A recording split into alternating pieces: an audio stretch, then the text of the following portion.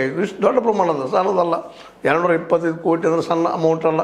ಇದೆಲ್ಲ ಹೋಗೋದನ್ನು ಗುರ್ತಾ ಹಿಡಿದ ಅಧಿಕಾರಶಾಹಿ ಜನ ಅದರ ಬಗ್ಗೆ ಇನ್ನಷ್ಟು ಎನ್ಕ್ವೈರಿ ಕೊಡಬೇಕಾಗಿತ್ತು ಅನ್ನುವಂಥದ್ದು ಈ ಅಧಿಕಾರಶಾಹಿ ಪ್ಲಸ್ ರಾಜಕಾರಣಿಗಳು ಸಹಿತ. ಯಾಕಂದ್ರೆ ಕೆಲವೊಮ್ಮೆ ಅನರ್ಹರಲ್ಲಿ ಸಹಿತ ರಾಜಕಾರಣಿಗಳು ಸಪೋರ್ಟ್ ಮಾಡಿ ಇವ್ರು ಕೊಡಪ್ಪ ಅನ್ನುವಂಥದ್ದು ಬೇಡ, ಸ್ವತಃ ಅವ್ರ ಹೆಸರಲ್ಲಿ ಹೊಡ್ಕೊಂಡಿದ್ದಾರೇನೋ ಅನ್ನುವಂಥ ಭಾವ ಬರುವಂಥ ಸ್ಥಿತಿಗಳು ಇದ್ದಾವೆ.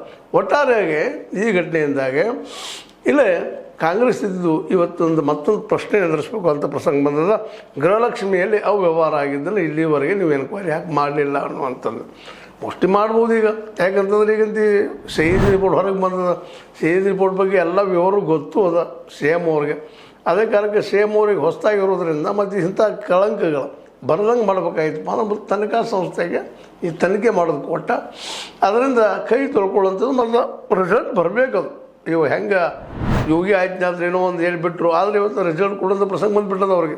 ರಾಮನ ಹಣದ ಬದಲಾಗಿ ಹಂಗಿಲ್ಲ ಅಂಥ ಪ್ರಸಂಗ ಬರಲಾರ್ದ ಸ್ವತಃ ಒಬ್ಬ ನ್ಯಾಯಾಧೀಶನು ನ್ಯಾಯಾಂಗದ ಒಬ್ಬ ವ್ಯಕ್ತಿಯನ್ನು ನೇಮಿಸಿ ಈ ನ್ಯಾಯಾಂಗ ಮೂಲಕ ಇದನ್ನು ಎನ್ಕ್ವೈರಿ ಮಾಡುವಂಥದ್ದು ಮಾಡಿದರೆ ಭಾಳ ಯೋಗ್ಯ ಅನ್ನುವಂಥ ಮಾತು.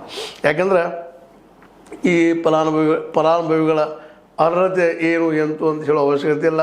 ಆ ಹೆಣ್ಣುಮಕ್ಕಳು ಪ್ರತಿ ಕುಟುಂಬದ ಹಿರಿಯರಿಗೆ ಮತ್ತು ವಿಶೇಷವಾಗಿ ಈ IT ಅಥವಾ ಮತ್ತೇನು ತುಂಬಲಾರಂತ ಅಂದ್ರೆ ಈ ಶ್ರೀಮಂತರು ಹೋಗಿ ಮುಟ್ಟಬಾರದು ಅನ್ನೋಂಥ ದೃಷ್ಟಿ ಇಟ್ಕೊಂಡು ಇದು ಮಾಡಿದ್ದದ.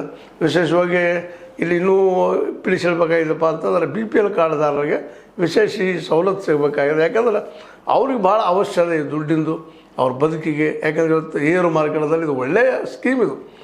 ಇದರಲ್ಲಂತೂ ಎಲ್ಲ ಅಭಿಪ್ರಾಯ ಇಲ್ಲ. ಯಾಕಂದ್ರೆ ಉದ್ಯೋಗ ಕೊಡಲಾರ ಸ್ಥಿತಿಯಲ್ಲಿ ನಾವಿದ್ದೀವಿ. ಯಾವುದೇ ಸರ್ಕಾರ